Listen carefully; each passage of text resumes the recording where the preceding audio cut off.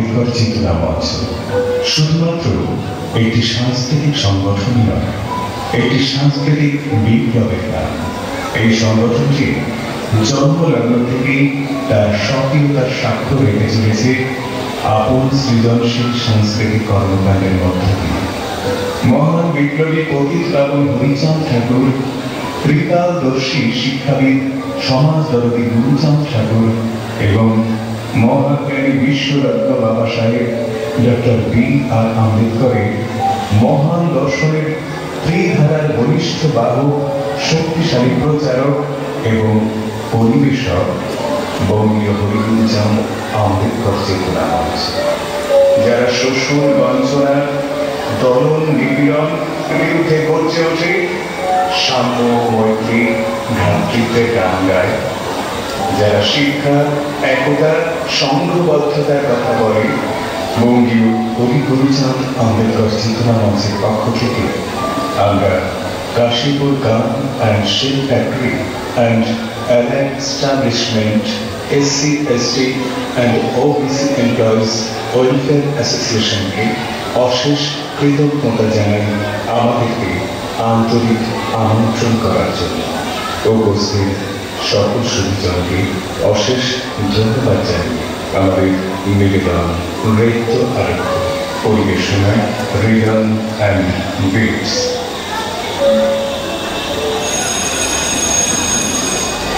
একটি স্কুলে শিক্ষক পড়াচ্ছেন ক্লাসে। একটি সমস্যা সমাধানের জন্য ক্লাসের এক কোণে চট পেতে একা বসে থাকা একজন ছাত্রকে ডাকলেন তিনি। ছাত্রটি উঠে আসছিল ব্ল্যাকবোর্ডের দিকে। মুহূর্তের মধ্যে যেন পুরো ক্লাসে হুড়োহুড়ি শুরু হয়ে গেল। অন্যান্য ছাত্ররা তাদের টিফিন বক্স রাখত ব্ল্যাকবোর্ডের পেছনে। ছেলেটি ব্ল্যাকবোর্ডের কাছে আসার আগেই সবাই পরিপরি করে নিজেদের টিফিন বক্স সরাতে লাগলো, কারণ সেই কাছাকাছি এলে তাদের খাবার অপবিত্র হয়ে যাবে। কি প্রচন্ড ঘৃণা, কি ভয়ঙ্কর জাতি বিদ্বেষ! কিন্তু কেন? কারণ ছেলেটির নাম ভীমরাও। সে তথাকথিত দলিত তথা নিম্নবর্ণের মাহার জানিয়েছে।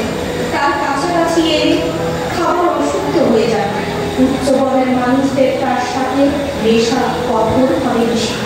ভীমরাওয়ের জন্য অবশ্য এসব নতুন কিছু নয়। সেই শৈশবকাল থেকে এসব তিনি সরে আসছে। সে চলতে পারে না সাধারণের যানবাহনে, প্রচন্ড তৃষ্ণায় স্পর্শ করতে পারে না কোনো পুকুরের জল, প্রবেশ করতে পারে না কোনো মন্দিরে।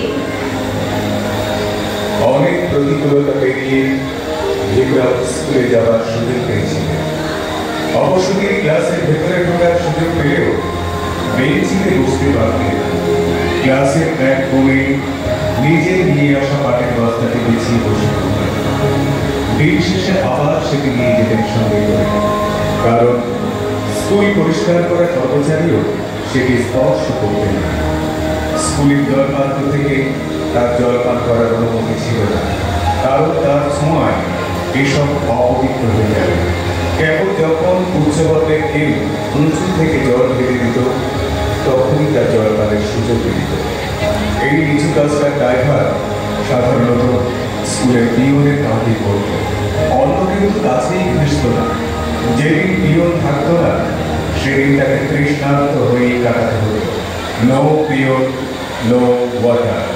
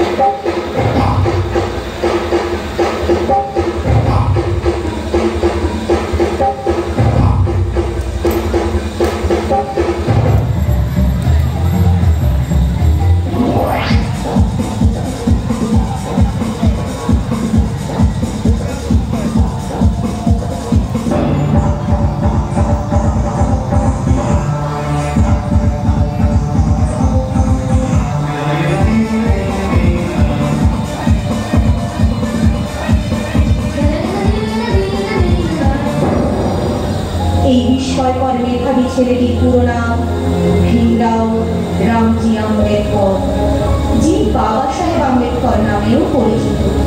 তিনি ছিলেন একজন ভারতীয় ব্যবহার শাস্ত্রজ্ঞ, রাজনৈতিক নেতা, সমাজ আন্দোলনকারী, দার্শনিক, চিন্তাবিদ, নৃতত্ত্ববিদ, ঐতিহাসিক, সুবক্তা, বিশিষ্ট লেখক, অর্থনীতিবিদ, পণ্ডিত, সম্পাদক, রাষ্ট্রবিপ্লবী ও বৌদ্ধ ধর্মের পুনর্জাগরণবাদী।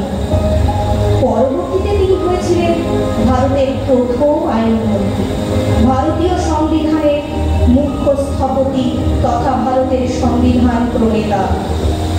তবে সবচেয়ে আগে তার যে পরিচয় সেটি হলো তিনি ভারতের বর্ণবৈষম্য বিরোধী আন্দোলনের অন্যতম প্রধান ব্যক্তিত্ব। 1990 সালে তাকে ভারতের সর্বোচ্চ বেসামরিক উপাধি ভারত রত্নতে ভূষিত করা হয়।